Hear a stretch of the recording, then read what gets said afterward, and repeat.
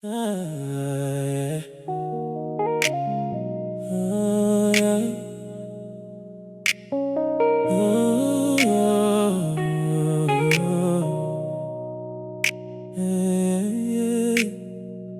Jésus marchait dans les rues de Jérusalem, le cœur rempli d'amour pour ceux qu'on rejette et qu'on aime. Il guérissait les malades, relevait les blessés.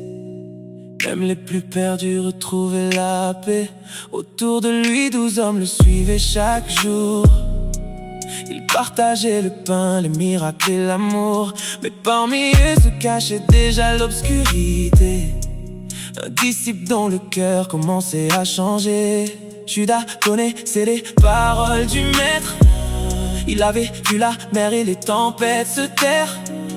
Il avait vu Lazare sortir du tombeau, vu les aveugles sourire à nouveau. Mais parfois le cœur humain se perd dans l'envie. Même près de Dieu, certains choisissent la nuit. 30 pièces d'argent suffit pour trahir celui qui était venu pour sauver et bénir. Oh, le baiser de Judas, un faux amour qui condamna le roi. Il embrassa Jésus pour le livrer aux soldats, comme si la lumière pouvait mourir comme ça. Oh. Même les proches peuvent changer, même ceux qui jurent fidélité. Mais Jésus regardait encore Judas avec douceur, même au milieu de la douleur. Le soir venu, autour de la table sacrée, le silence devenait lourd comme l'éternité. Jésus partagea le pain avec ses disciples fatigués, sachant déjà qu'il allait être abandonné. Puis il dit doucement, les yeux baissés: l'un de vous va me trahir cette nuit. Les disciples se regardaient sans comprendre, pendant que Judas cachait déjà son ombre tendre. Après le repas, Judas partit dans la nuit, le cœur prisonnier de l'argent et de l'envie. Les prêtres lui avaient promis des pièces pour le trahir et lui avaient accepté sans réfléchir. Aujourd'hui encore les Judas existent, ils te sourient mais leur cœur résiste. Ils marchent avec toi puis parlent dans ton dos, espérant voir tomber ce que Dieu rend beau. Mais Jésus nous apprend à rester forts, même quand les blessures ressemblent à la mort, car la vérité finit toujours par briller, même après avoir été crucifié.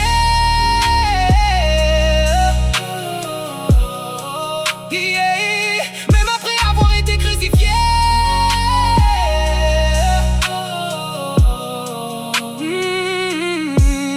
Dans le jardin de Gethsémane, Jésus priait pendant que le monde dormait. Puis des torches apparurent dans l'obscurité. Les soldats venaient déjà pour l'arrêter. Judas s'approcha lentement du Sauveur, avec un faux sourire cachant la peur. Et sur sa joue il posa un baiser, le signe choisi pour le dénoncer. Alors Jésus dit avec calme et douceur: mon ami, tu me livres avec un baiser. Même trahi, il parlait encore avec amour, car son cœur restait pur jusqu'au dernier jour. Oh, le baiser de Judas, le monde entier se rappelle de ça. 30 pièces pour vendre la vérité, comme si le ciel pouvait être acheté. Jésus a porté nos douleurs sur la croix, même abandonné il restait roi. Et 3 jours après la bière a roulé, car aucune trahison ne peut arrêter la vérité.